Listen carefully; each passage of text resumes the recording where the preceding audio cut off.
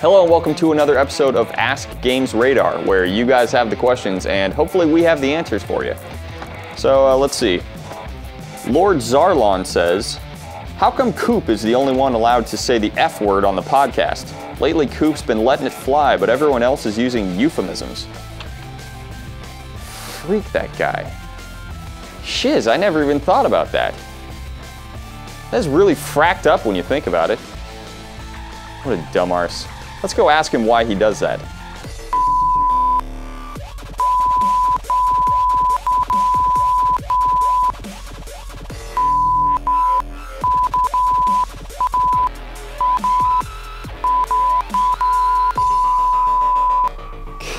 What a snitch.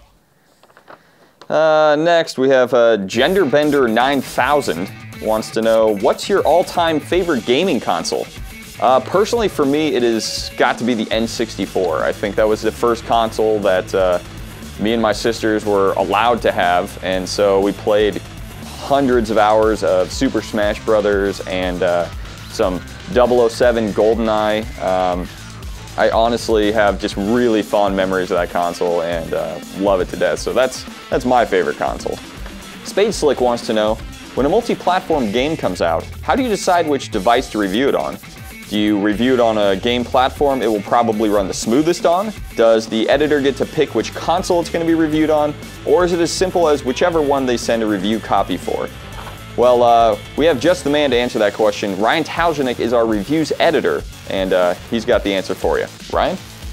Hey SpadesSlick, so a lot of the times the reviewer kind of gets to choose which platform he wants to review the game on.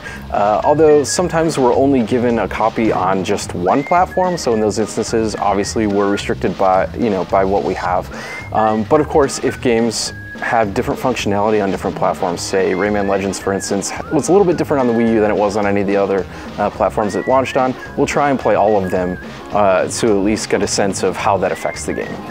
All right, thanks Ryan. I hope that answers your question. And it actually leads us into our next question. It comes from Unoriginal, wants to know, I've often heard reviewers talk about reviewing things on a debug. What exactly is a debug? So a debug machine is either the latest console generation, so the Xbox 360 or the PS3, even the Wii U. Developers will send us builds of the games. These are not retail copies, or else they just send us a retail code that we can play in all of our other machines. These are specific codes and discs, like this one for, let's see, Armored Core. It's basically just a standard disc that they burn the game onto, and it won't run on any other machines. You need a debug code and debug machine to review that game. So it could either be a preview or the full review of the entire game. All right, I hope that answers your question. And if you guys have any further questions, feel free to leave them in the comments section down below, and we'll read them off next time. That's all the time we have for this week, so make sure you like, subscribe, follow, do all those great things to our social media channels, and we'll see you next week.